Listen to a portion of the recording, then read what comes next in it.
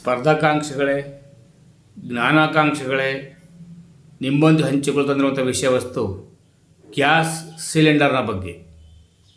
ಸಾಮಾನ್ಯವಾಗಿ ನಾವು ಕೇಳ್ತಾ ಇರೋದು LPG. ಇದು ನಮಗೆ ಗೊತ್ತಿದೆ. ಇದರಲ್ಲಿ LPG, LNG, PNG, CNG.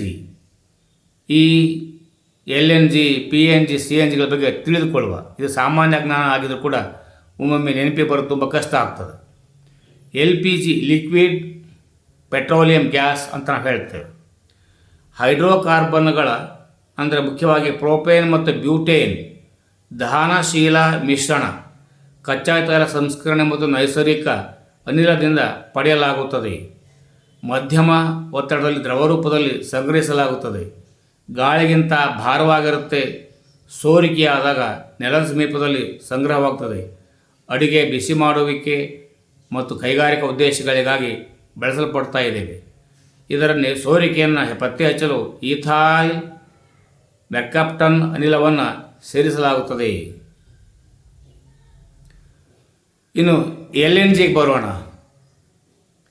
Liquid natural gas. ನೈಸರ್ಗಿಕ ಮುಖ್ಯವಾಗಿ ಮಿಥೈನ್ ದ್ರವ ಸ್ಥಿತಿಗೆ ತಂಪಾಗಿರ್ತದೆ. ಸುಮಾರು -162 ಡಿಗ್ರಿ ಸೆಲ್ಸಿಯಸ್ ಕ್ರಯೋಜೆನಿಕ್ ತಾಪಮಾನದಲ್ಲಿ ಸಂಗ್ರಹಿಸಲಾಗ್ತದೆ. ನೈಸರ್ಗಿಕ ಸ್ಥಿತಿಯಲ್ಲಿ ದೊರೆಯುವ ವಾಸನೆ ಇಲ್ಲದ, ಬಣ್ಣ ರಹಿತ, ವಿಷಕಾರಿ ಇಲ್ಲದ ಅನಿಲ ಇದು. ದೂರದ ಸಾಗಣೆ ಮತ್ತು ಅಂತಾರಾಷ್ಟ್ರೀಯ ವ್ಯಾಪಾರಕ್ಕಾಗಿ ಬಳಸಲ್ಪಡ್ತಾ ಇದೆ. ವಿತರಣೆ ಮತ್ತು ಬಳಕೆಗೆ ಮೊದಲು ಮರು ಅನಿಲೀಕರಿಸಲಾಗ್ತದೆ. ಈಗ PNG piped natural gas. Pipeline ಅಥವಾ ಕೊಳವೆಗಳ ಮೂಲಕ ಸರಬರಾಜು ಮಾಡಲಾಗುವ ನೈಸರ್ಗಿಕ ಅನಿಲ. ಇದರ ಮುಖ್ಯವಾಗಿ ಮಿಥೇನ್ ಇರ್ತದೆ. ಗ್ರಾಹಕರ ಮಟ್ಟದ ಸಂಗ್ರಹಣೆ ಅಗತ್ಯ ಇಲ್ಲ. ಗಾಳಿಗಿಂತ ಹಗುರವಾಗಿರ್ತದೆ. ಸೋರಿಕೆಯಾದಾಗ ಬೇಗನೆ ಹರಡುತ್ತದೆ. LPGಗಿಂತಲೂ ಕೂಡ ಇದು ಸುರಕ್ಷಿತ ಅಂತ ಹೇಳ್ತಾರೆ. ಮನೆಗಳು, ವಾಣಿಜ್ಯ ಸಂಸ್ಥೆಗಳು ಮತ್ತು ಕೈಗಾರಿಕೆಗಳಲ್ಲಿ ಬಳಸಲಾಗ್ತಾ ಇದೆ. ಇನ್ನು ನಗರ ಅನಿಲ ವಿತರಣಾ CGD ಜಾಲದ ಅಡಿಯಲ್ಲಿ ಸರಬರಾಜು ಮಾಡಲಾಗ್ತಾ ಇದೆ. ಇನ್ನು CNG ಇದು ಸಂಕುಚಿತ ನೈಸರ್ಗಿಕ ಅನಿಲ.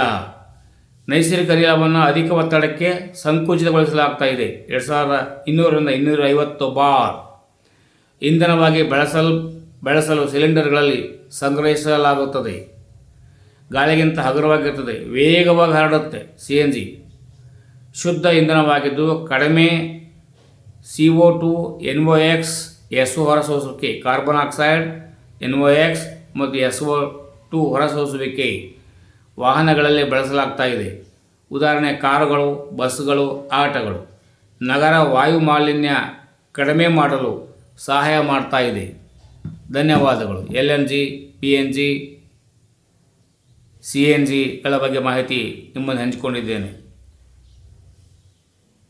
ಧನ್ಯವಾದಗಳು. ಜೈ ಹಿಂದ್, ಜೈ ಕರ್ನಾಟಕ, ಜೈ ಭಾರತ್ ಮಾತೆ.